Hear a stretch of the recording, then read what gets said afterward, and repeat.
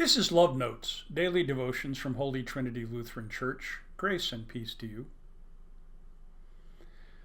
Well, we move to the 27th chapter of Job today. In our previous devotion on the 26th chapter, we noted the difficulty on figuring out whether it was Job or Bildad who was speaking.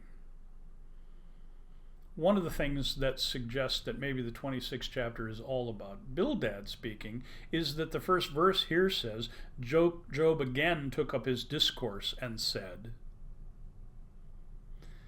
There's another way to interpret that, though. What went before isn't really Job in discourse. Job isn't, in yesterday's devotion, trying to supply answers and to further his case. It's not part of the dialogue. It's just him telling Bildad to be quiet. So now Job takes up his argument further. That's how I'm choosing to read it, but it can be read the other way as well. This is really an oath in the 27th chapter. It begins with Job standing and witnessing, laying his hand on the scriptures, if you will, and pledging. As God lives, which we know is true, who has taken away my right, and the Almighty who has made my soul bitter. These are the truths he wishes to witness to, bravely and faithfully. God, he believes, has taken away my rights. The Almighty has made his soul bitter. That's all he's got left. He's calling on God here to hear him as he makes his case for his own innocence. One commentator says, Job by his oath enacts and exhibits a good conscience. He has nothing in him that says, I've been lying, I haven't told the truth. He stands with a clean conscience before the Lord, and he lays his complaint before the Lord. Can we do that? Are we sure enough of ourselves? Is there enough righteousness within us that we can claim it fully? He says, as long as my breath is in me and the Spirit of God is in my nostrils, my lips will not speak falsehood. I swear to tell the truth, the whole truth, and nothing but the truth, and my tongue will not utter deceit. That's what Job is saying. I promise that what I'm saying is true. In verse 5, he says, far be it from me to say that you are right.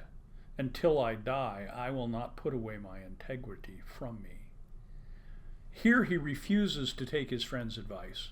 Smartest thing Job can do, because they're wrong.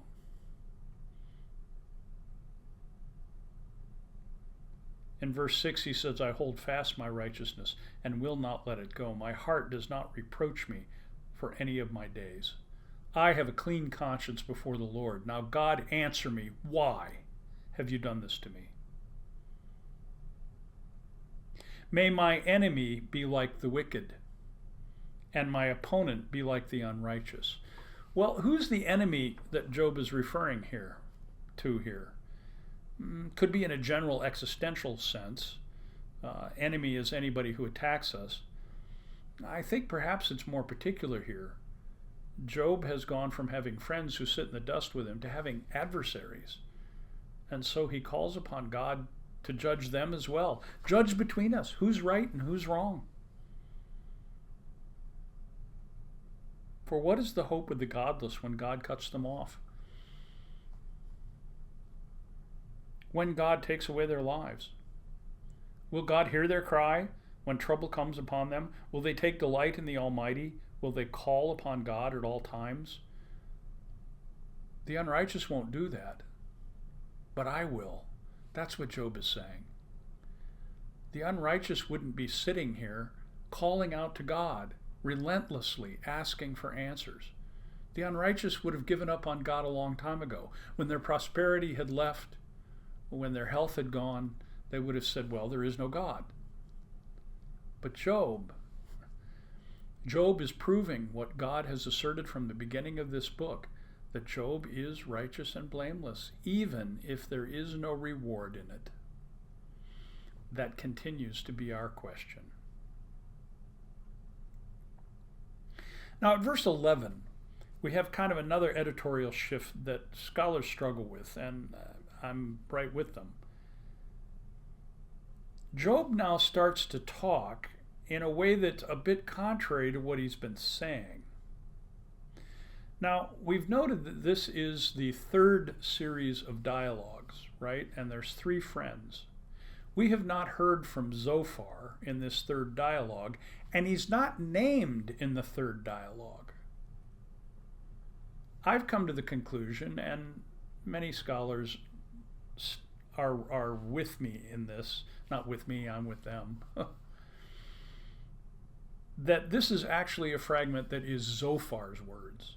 So this is his contribution to the third dialogue. There are other scholars, though, who believe that this is Job continuing with that mocking kind of tone, saying, I know what you're going to say. I'm not sure it functions a whole lot differently, but if this is truly Zophar's words, then the dialogue retains its character of being a dialogue between the 3 against Job. It sounds a lot like Zophar, who, if you recall from the first 2 dialogues, has the least pastoral sense of any of the friends. It says things like, I will teach you concerning the hand of God. That which is with the Almighty I will not conceal. Wow, he's full of himself, isn't he? If this is Zophar, it sounds just like him. I know the answers, and you should listen to me.